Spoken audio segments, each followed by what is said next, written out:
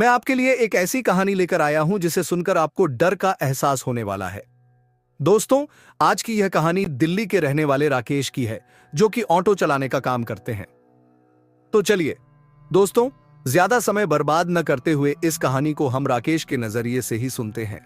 लेकिन उससे पहले आप हमारे इस चैनल को सब्सक्राइब कर लें, जिससे आपके और हमारे बीच संबंध मजबूत हो सके।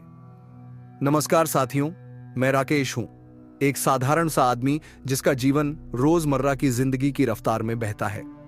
मैं दिल्ली का रहने वाला हूं और एक छोटे से घर में रहता हूं जिसमें मेरी पत्नी राधा, हमारे 2 बच्चे मोनू और पिंकी और मेरी बुजुर्ग मां लक्ष्मी रहती हैं। मैं एक ऑटो रिक्शा चलाता हूं, दिन भर शहर की सड़कों पर घूमता रहता हूं, अलग अलग तरह के लोग मिलते हैं और अलग अलग कहानियां सुनता हूं।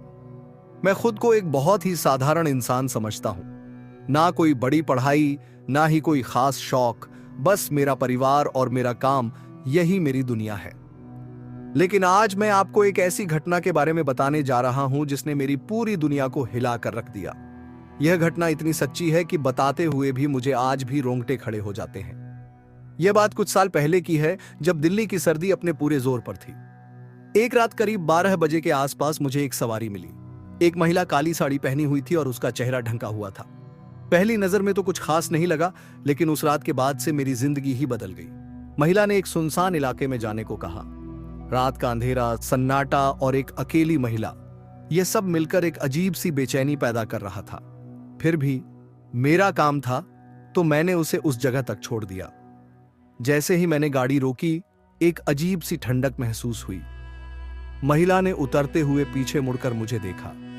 उस पल मेरी रूह कांप उठी। उसके चेहरे पर जो था, वह किसी इंसान का चेहरा नहीं था। उसकी आंखें और उसका मुंह, सब कुछ इतना विकृत था कि मैं दंग रह गया। इसके बाद जो हुआ, वह आज भी मेरे दिमाग में साफ है। उसके जाने के बाद मैं अपनी गाड़ी स्टार्ट करने ही वाला था कि अचानक गाड़ी का इंजन बंद हो गया। मैंने कई बार स्टार्ट करने की कोशिश की, लेकिन कुछ नहीं हुआ। जैसे ही मैंने बाहर देखने के लिए नीचे झुका, मुझे लगा जैसे कोई मेरी सांसें रोक रहा हो। वहीं उसी जगह पर जहां मैंने उस महिला को छोड़ा था, वह खड़ी थी, लेकिन अब उसका चेहरा साफ दिख रहा था। वह एक डायन थी। उसकी आंखें लाल लाल जल रही थीं और उसके मुंह से एक खौफनाक सी हंसी निकल रही थी। मैं इतना डर गया था कि मेरे पैर कांपने लगे। वह धीरे धीरे मेरी तरफ बढ़ने लगी। मैं गाड़ी से बाहर निकलकर भागने लगा, लेकिन वह मेरे पीछे थी। मैं दौड़ता रहा, लेकिन वह मेरे करीब आती ही जा रही थी। अचानक मेरे सामने एक मंदिर दिखाई दिया। मैंने दौड़कर मंदिर के अंदर शरण ली। मैंने दरवाजा जोर से बंद किया और खुद को एक कोने में दबा लिया। मेरी सांसें फूल रही थीं, दिल धड़क रहा था। कुछ देर बाद जब मुझे लगा कि शायद वह चली गई है, तो धीरे से मैंने दरवाजे की तरफ देखा और वहां मंदिर के बाहर वह खड़ी थी। उसकी आंखें मुझे ही देख रही थीं। उस पल मुझे लगा कि मेरा अंत हो गया है। फिर भी कुछ अजीब सा हुआ। मैंने देखा कि मंदिर के अंदर कुछ चमक रहा था। यह एक छोटी सी मूर्ति थी जो मंदिर के एक कोने में रखी थी। मुझे याद आया कि मैंने एक बार सुना था कि इस मंदिर में एक बहुत ही शक्तिशाली देवी की पूजा होती है। उम्मीद की एक किरण मेरे दिल में जगी। मैंने मूर्ति के सामने हाथ जोड़कर प्रार्थना की। तभी एक अजीब सी शक्ति मेरे शरीर में दौड़ गई। मैं महसूस कर रहा था कि कुछ बदल रहा है। मैंने हिम्मत जुटाकर धीरे से दरवाजा खोला। बाहर अंधेरा था, लेकिन वह डायन गायब थी। मैंने राहत की सांस ली, लेकिन मेरा मन अभी भी डर से कांप रहा था। मैंने गाड़ी स्टार्ट की और वहां से निकल गया। जब मैं घर पहुंचा तो मेरा पूरा शरीर थक गया था, लेकिन साथ ही मेरे मन में एक सवाल उठ रहा था कि वह डायन कौन थी और क्यों वह मुझे मारना चाहती थी। उस रात के बाद से मेरी जिंदगी बदल गई। मैं अब रात के समय काम नहीं करता और जब भी मैं उस सुनसान इलाके से गुजरता हूं तो मेरा दिल धड़कने लगता है। मैंने उस रात की घटना को किसी को नहीं बताया। डर था कि लोग मुझे पागल न समझ लें। लेकिन आज जब मैं इस कहानी को सुना रहा हूं तो मुझे लगता है कि शायद मुझे यह सब बता देना चाहिए। हो सकता है कि कोई और भी इस तरह की समस्या से गुजर रहा हो। और हाँ, उस मंदिर वाली देवी जिनकी कृपा से मैं बच गया था, मैं आज भी उनकी पूजा करता हूं, हर रोज सुबह और शाम। उस रात के बाद मेरी जिंदगी में काफी कुछ बदल गया। मैं अब रात का काम नहीं करता था और दिन में भी अंधेरे से डरने लगा था। लेकिन धीरे धीरे समय ने अपने घाव भरने शुरू कर दिए। उस डायन की यादें अब उतनी ताजा नहीं रह गई। फिर एक दिन कुछ ऐसा हुआ जिसने मेरी जिंदगी को एक नई दिशा दी। मुझे पता चला कि उस मंदिर वाली देवी का एक बहुत बड़ा मेला लगने वाला है। मेरा दिल एक बार फिर से उस देवी के प्रति श्रद्धा से भर गया। मैंने फैसला किया कि मैं उस मेले में जरूर जाऊंगा। मेले में पहुंचकर मैंने देखा कि कितनी भीड़ थी। लोग दूर दूर से आए थे देवी की कृपा पाने की उम्मीद में। मैं भी उनके साथ था। पूजा पाठ करने के बाद मैंने मेले का पूरा लुत्फ उठाया। तभी मेरी नजर एक स्टॉल पर गई। उस स्टॉल पर एक साधु बैठा था। उसके पास कई तरह की पुस्तकें थीं। जिज्ञासावश मैं उसके पास गया। साधु ने मुझे देखा और मुस्कुराया। कुछ देर बातचीत के बाद उसने मुझे एक किताब दी। उस किताब में कई रहस्यमय चीजों के बारे में लिखा था। डायन, भूत, प्रेत, इन सब के बारे में जानकारी थी। मैंने उस किताब को बहुत ध्यान से पढ़ा। पढ़ते पढ़ते मुझे एक बात समझ आने लगी। शायद उस रात जो हुआ था वह सिर्फ एक संयोग नहीं था। शायद उस इलाके में कुछ और भी था जो मैं नहीं जानता था। उस दिन के बाद से मेरी जिज्ञासा जाग उठी। मैंने उस साधु से संपर्क किया और उससे और भी ज्यादा जानने की कोशिश की। धीरे धीरे मुझे इस दुनिया के बारे में बहुत कुछ पता चलने लगा। एक दुनिया जो हमारी आंखों से ओझल है लेकिन हमारे आसपास मौजूद है। साधु के मार्गदर्शन में मैं एक नई दुनिया में कदम रख रहा था। एक दुनिया जहां दिखने वाली चीजें सच नहीं होती, जहां अंधेरा केवल अंधेरा नहीं बल्कि कुछ और भी होता है। मैंने कई पुस्तकें पढ़ी, कई साधुओं से मिला। धीरे धीरे मुझे पता चला कि हमारे आसपास एक अदृश्य दुनिया है जिसमें कई तरह की शक्तियां काम करती हैं, कुछ अच्छी, कुछ बुरी। वह डायन जिससे मैं मिला था वह भी इसी दुनिया की थी। मैंने समझा कि यह दुनिया हमारी दुनिया से जुड़ी हुई है, लेकिन एक पतली सी रेखा से अलग। अगर हम सावधान न रहें तो ये दोनों दुनियाएं आपस में मिल सकती हैं, जिसके परिणाम बहुत ही भयानक हो सकते हैं। मैंने खुद को इस दुनिया की समझ हासिल करने में लगा दिया। मैंने ध्यान करना सीखा, मंत्रों का जाप करना सीखा। धीरे धीरे मुझे कुछ शक्तियां भी महसूस होने लगीं, लेकिन साथ ही मुझे यह भी समझ आ रहा था कि यह शक्तियां कितनी खतरनाक हो सकती हैं अगर गलत हाथों में पड़ जाएं। एक दिन साधु ने मुझे एक खास जगह पर जाने को कहा। वह जगह दिल्ली से बहुत दूर थी, जंगलों के बीच। उन्होंने कहा कि वहां मुझे कुछ ऐसा मिलेगा जो मेरी समझ को और बढ़ाएगा। मैंने साधु की बात मान ली और उस जगह पर गया। वहां पहुंचकर मैंने देखा कि वह जगह कितनी रहस्यमय है। पेड़ों की घनी छाया, एक अजीब सी ठंडक और एक खामोशी जो दिल तक उतर जाती थी। तभी मुझे कुछ ऐसा दिखाई दिया जिसने मेरी सारी समझ को चुनौती दे दी। साधु के बताए अनुसार मैं उस जंगल के सबसे गहरे हिस्से में पहुंच गया था। पेड़ इतने घने थे कि सूरज की एक किरण भी अंदर नहीं आ पा रही थी। एक अजीब सी ठंडक हवा में तैर रही थी। मैं घंटों तक जंगल में भटकता रहा। तभी मुझे एक छोटा सा छेद दिखाई दिया। यह छेद इतना छोटा था कि मुझे अंदर जाने के लिए घुटने टेकने पड़े। अंदर जाकर मैंने देखा कि यह एक गुफा है। गुफा के अंदर का नजारा अद्भुत था। चमकदार क्रिस्टल, अजीबोगरीब आकृतियां और एक नदी जो अंधेरे में बह रही थी। मैं धीरे धीरे गुफा के अंदर बढ़ रहा था। तभी मुझे कुछ आवाजें सुनाई दी। ये आवाजें बहुत ही धीमी थीं, लेकिन मैं साफ समझ सकता था कि ये मानवीय आवाजें हैं। मैं डर गया, लेकिन मेरी जिज्ञासा भी बढ़ गई। मैंने आवाज की ओर बढ़ना जारी रखा। थोड़ी दूर चलने के बाद मुझे एक बड़ा हॉल मिला। हॉल के बीच में एक बड़ी सी आग जल रही थी और आग के चारों ओर कई लोग बैठे थे। ये लोग बहुत ही अजीब दिख रहे थे। उनके चेहरे पर एक अजीब सी चमक थी और उनकी आंखें लाल लाल थीं। मैं समझ गया कि मैं कहां आ गया हूं। ये लोग कोई आम इंसान नहीं थे। ये वे थे जो इस अदृश्य दुनिया से जुड़े हुए थे। तभी उन लोगों में से एक ने मुझे देखा और इशारे से बुलाया। मैं डर गया, लेकिन फिर भी मैं उनके पास गया। उन्होंने मुझसे पूछा कि मैं यहां क्यों आया हूं। मैंने सारी बात बता दी। उन्होंने मुझे बताया कि वे इस दुनिया के संरक्षक हैं। वे इस बात का ध्यान रखते हैं कि हमारी दुनिया और उनकी दुनिया एक दूसरे से न मिले। उन्होंने मुझे यह भी बताया कि उस डायन ने मुझे इसलिए परेशान किया था क्योंकि मैं उनकी दुनिया के बारे में जानने की कोशिश कर रहा था। उन्होंने मुझे चेतावनी दी कि इस दुनिया के बारे में जानना बहुत खतरनाक हो सकता है, लेकिन साथ ही उन्होंने यह भी बताया कि अगर मैं सावधान रहूं तो मैं इस दुनिया के बारे में और भी बहुत कुछ जान सकता हूं। उनके शब्दों ने मुझे प्रभावित किया। मैं जानता था कि मैं एक ऐसे रहस्य की दुनिया में कदम रख रहा हूं जिसके बारे में बहुत कम लोग जानते हैं। मैंने उनसे कहा कि मैं इस दुनिया के बारे में और जानना चाहता हूं। उन्होंने मुस्कुराते हुए कहा, तुम सही रास्ते पर हो, लेकिन यह रास्ता आसान नहीं है। इस दुनिया में कदम रखने का मतलब है अपनी पुरानी दुनिया को छोड़ना। मैंने उनके शब्दों को गहराई से सोचा। मेरे मन में एक संघर्ष चल रहा था। एक तरफ थी मेरी सामान्य जिंदगी, मेरा परिवार, मेरा काम। दूसरी तरफ थी यह रहस्यमयी दुनिया जो मुझे बुला रही थी।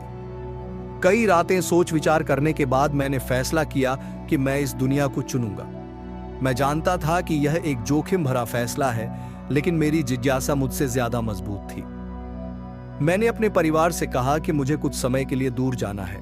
उन्होंने मेरी बात मान ली, हालांकि उनकी आंखों में चिंता साफ दिखाई दे रही थी। मैं वापस उस गुफा में गया। उन लोगों ने मुझे एक खास प्रशिक्षण दिया।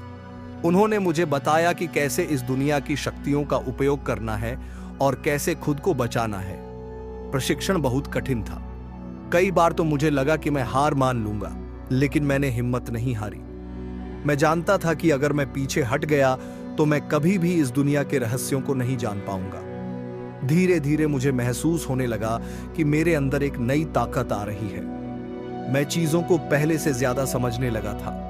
मैं उन चीजों को देख सकता था जो दूसरे लोग नहीं देख सकते थे, लेकिन साथ ही मुझे यह भी महसूस हो रहा था कि इस दुनिया में कदम रखने का मतलब सिर्फ ज्ञान पाना नहीं है। इसका मतलब है एक ऐसी दुनिया से लड़ना जो अंधकार से भरी हुई है। प्रशिक्षण के बाद मुझे एक नई दुनिया का एहसास हुआ। मैं अब सिर्फ राकेश नहीं था, मैं कुछ और भी था। एक ऐसा व्यक्ति जो अंधेरे को देख सकता है और उसकी भाषा समझ सकता है। मैं वापस अपनी दुनिया में लौटा, लेकिन अब मैं पहले जैसा नहीं था। मैं एक अलग नजरिए से दुनिया को देखने लगा था। हर जगह मुझे कुछ न कुछ दिखाई देता था जो पहले कभी नहीं देखा था। मैंने अपने शहर में ही रहना शुरू किया, लेकिन अब मेरा ध्यान उन जगहों पर था जहां अंधेरी शक्तियां सक्रिय थीं। मैंने कई ऐसे स्थानों की खोज की जहां भूत प्रेतों का वास था। मैंने उनसे लड़ाई की, उन्हें नियंत्रित किया और कई बार तो उन्हें पूरी तरह से खत्म भी कर दिया। मेरे बारे में लोगों में डर पैदा होने लगा। कुछ लोग मुझे जादूगर समझने लगे तो कुछ मुझे भूतों का दोस्त मानने लगे, लेकिन मुझे इससे कोई फर्क नहीं पड़ता था। मेरा एक ही मकसद था, इस दुनिया को अंधेरे से बचाना। एक दिन मुझे पता चला कि शहर के एक पुराने हवेली में एक बहुत ही शक्तिशाली बुरी आत्मा का वास है। वह आत्मा लोगों को अपना शिकार बना रही थी। मैंने फैसला किया कि मुझे उस आत्मा को खत्म करना ही होगा। हवेली में घुसना आसान नहीं था। वह जगह बहुत ही भयानक थी। अंधेरा इतना घना था कि कुछ दिखाई नहीं दे रहा था, लेकिन मैं डरा नहीं। मेरे अंदर वह ताकत थी जिसका मुझे विश्वास था। हवेली के अंदर मुझे वह आत्मा मिली। वह बहुत ही शक्तिशाली थी। हमारी लड़ाई घंटों चली। कई बार तो लगा कि मैं हार जाऊंगा, लेकिन आखिरकार मेरी जीत हुई। मैंने उस आत्मा को खत्म कर दिया। उस दिन के बाद लोग मुझे एक नायक की तरह देखने लगे, लेकिन मैं जानता था कि मेरा काम अभी खत्म नहीं हुआ था। इस दुनिया में अभी भी बहुत सारे अंधेरे कोने हैं जिनका सामना करना बाकी है, और मैं हर चुनौती का सामना करने के लिए तैयार था। क्योंकि अब मैं सिर्फ राकेश नहीं था, मैं उस दुनिया का एक हिस्सा बन चुका था जिसे देखना आम लोगों के बस की बात नहीं थी। मेरी ख्याति धीरे धीरे बढ़ने लगी। लोग मुझे राकेश भाई के नाम से जानने लगे। कोई मुझे डर के साथ देखता था तो कोई आदर के साथ, लेकिन मैं सबके लिए वही राकेश था जो पहले भी था, बस थोड़ा सा बदला हुआ। एक दिन मुझे एक खबर मिली जिसने मुझे हिलाकर रख दिया। एक छोटे से गांव में कुछ अजीब घटनाएं हो रही थीं। लोग गायब हो रहे थे, पशु मर रहे थे और गांव वाले डर के साए में जी रहे थे। मैंने तुरंत ही उस गांव जाने का फैसला किया। गांव पहुंचकर मैंने देखा कि यहां की स्थिति कितनी खराब है। लोग डरे हुए थे। उनके चेहरे पर उम्मीद की एक किरण भी नहीं थी। मैंने गांव वालों से बात की, उनकी समस्याएं सुनी। मुझे समझ आ गया था कि यहां कुछ बहुत बड़ा हो रहा है। यह कोई साधारण मामला नहीं था। रात के समय मैंने गांव के जंगल में जाना शुरू किया। मुझे पता था कि कुछ अंधेरा यहां छिपा हुआ है। दिन रात मेहनत करने के बाद आखिरकार मुझे पता चला कि क्या हो रहा था। गांव के पास एक बड़ी गुफा थी जिसमें एक बहुत ही शक्तिशाली राक्षस रहता था। वही था जो इन सबके पीछे था। मैंने उस राक्षस से लड़ने का फैसला किया। यह मेरी अब तक की सबसे बड़ी चुनौती थी, लेकिन मैं तैयार था। मेरे अंदर वह ताकत थी जो मुझे जीत दिला सकती थी। लड़ाई बहुत ही भयंकर थी। राक्षस बहुत ही शक्तिशाली था, लेकिन मैंने हार नहीं मानी। आखिरकार मेरी जीत हुई। मैंने उस राक्षस को मार दिया। गांव वालों ने मेरा स्वागत एक नायक की तरह किया। उन्होंने मुझे अपना हीरो मान लिया, लेकिन मैं जानता था कि मेरा काम अभी खत्म नहीं हुआ था। इस दुनिया में अभी भी कई ऐसे राक्षस हैं जिन्हें मिटाना बाकी है, और मैं उनके खिलाफ लड़ने के लिए हमेशा तैयार रहूंगा, क्योंकि यह मेरा कर्तव्य है इस दुनिया को अंधेरे से बचाना। मेरा जीवन अब एक युद्ध बन गया था, एक युद्ध अंधेरे के खिलाफ। हर रात, हर दिन मैं इस लड़ाई में उतरता था। लोग मुझे एक योद्धा मानने लगे थे, एक रक्षक। लेकिन यह ताकत, यह जिम्मेदारी अकेले उठाने में मुश्किल हो रही थी। कई बार थकान हावी हो जाती थी। मैं सोचता था कि कब तक यह लड़ाई चलेगी, लेकिन फिर मुझे अपने वादे याद आ जाते। उन लोगों की याद आ जाती है जिन्हें मैंने बचाया था। वह मेरी ताकत बन जाते थे। साल बीतते गए और मैं उम्र में बड़ा हो रहा था, लेकिन मेरा जुनून कम नहीं हुआ था। मैं अब एक अनुभवी योद्धा बन चुका था। मेरी समझ इतनी बढ़ गई थी कि मैं अंधेरे की हर चाल को समझ सकता था। एक दिन एक अजीब सी शांति छा गई।